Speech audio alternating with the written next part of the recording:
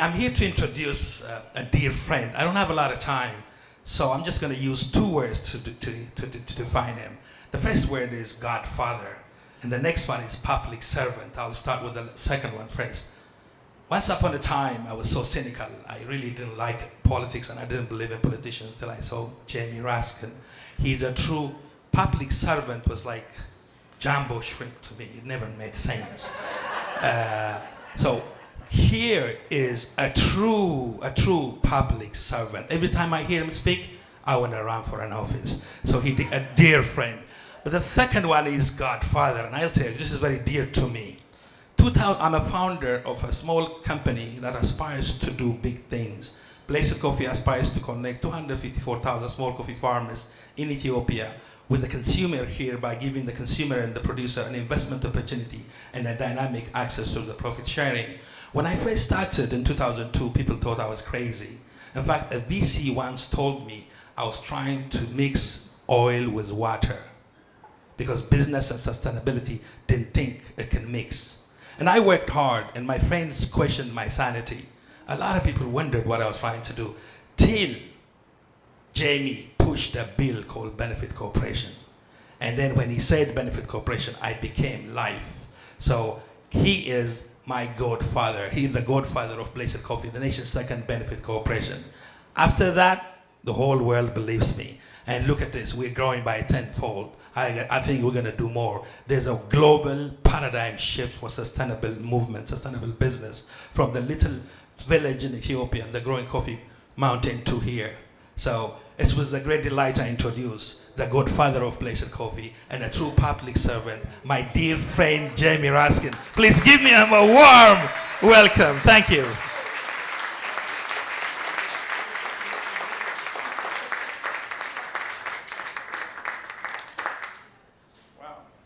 Since I'm the godfather, you should have come to see me earlier. And thank you, Tebabu. We are so proud of Tebabu's business, Blessed Coffee, which has connected the coffee farmers in Ethiopia with the coffee consumers in America. And Seattle's got, what's it called? Starbucks. But District 20, we've got Blessed Coffee. And we're going nationwide and coming soon to a coffee shop near you. Tebabu's reinvesting lots of his proceeds right back into the community here and in the farmers in Ethiopia. Delighted to be with the great Andy Shalal, the real mayor of Washington, D.C. Andy, you'll get the mayor's office one day, but there's very little that you can do as mayor of Washington that would have a greater impact on an area than creating busboys and poets. It's such a remarkable institution. I'm psyched to be with Steve and all my friends with the Chesapeake Sustainable Business Council. We're told to be nonpartisan, so I thought I would start my very brief remarks just by invoking our last great Republican president, Abraham Lincoln, who spoke of government of the people, by the people, and for the people. And we are much closer to having something like government of, by, and for the large corporations.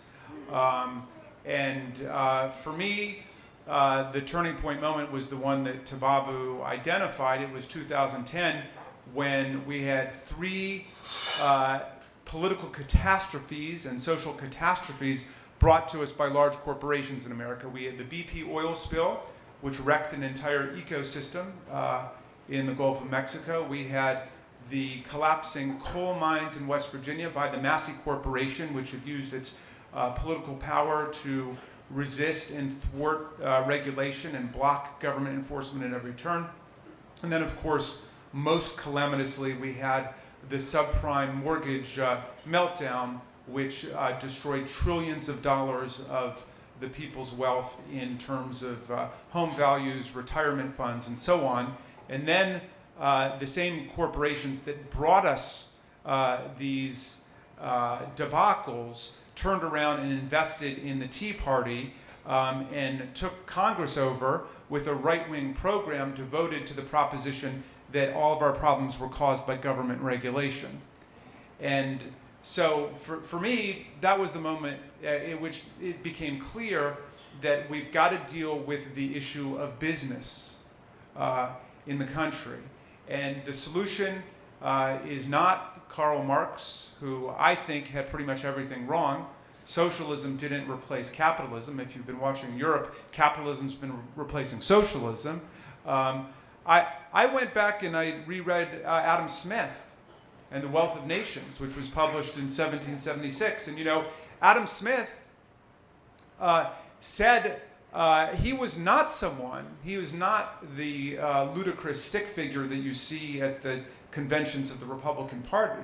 Adam Smith wanted to unleash the business creativity of the people and to have real competition, but he knew and he insisted that business must always act in the context of community, and especially the value of education of the people and meaningful regulation. And he thought that it would unleash free trade, peace among the nations, and that's what real liberalism was all about. But it was never about tearing down the government, much less tearing down regulation, which he thought was necessary. And he said in The Wealth of Nations that business can be a force for great good unless you allow the big businesses to conspire against the public interest, which is what they will do if they get into a room together and you don't have strong civic institutions to anchor society. So I connected up with the B Corporation movement, the benefit corporation movement. I said this has got to be more than just something in civil society. Corporations that are devoted to the triple bottom line, to fairness and ethics in the workplace, and environmental quality and protection, and the greater social good. This is something that we should build into the law. And Maryland in 2010 became the first state in the country to create a legal mechanism for businesses to register as benefit corporations. And today it is spread to more than 20 states across the country. So the benefit corporation movement is spreading across the land. And what you're doing, I think, is part of the social movement that we need. We've got a Chamber of Commerce, as Senator Pinsky describes it. Now what we really need is a Chamber of Progress. We need a chamber of businesses that understand that business cannot just be in it for the personal bottom line, for profit, but the success of the businesses are connected to the success of the community, to the safety of the environment, and our food, and our water. And we need what I think is the vast majority of business people to stand up for progressive values and to take the government back for government of the people, by the people, and for the people. We had an incredible issue in the last session where there was an effort to say that Lockheed Martin, which depends more than 99% on government taxpayer funds as the world's largest defense contractor, that the corporate hotel and retreat center that it runs in Montgomery County should not have to pay hotel taxes, the hotel and residency tax. It was rejected by the Montgomery County Council. I see my friend Mark Elrich here. And then they came to Annapolis and said, well, we'd like to be exempted from that, $500,000 a year, which for them is, you know, not even 20% of their CEO's salary. It's a tiny fraction of the money that they pay out every year to settle antitrust claims and false billing claims with the government. It's a tiny portion of what they pay out in, you know, sexual harassment claims sometimes. So it doesn't mean anything to them. It means a lot to the people of Montgomery County.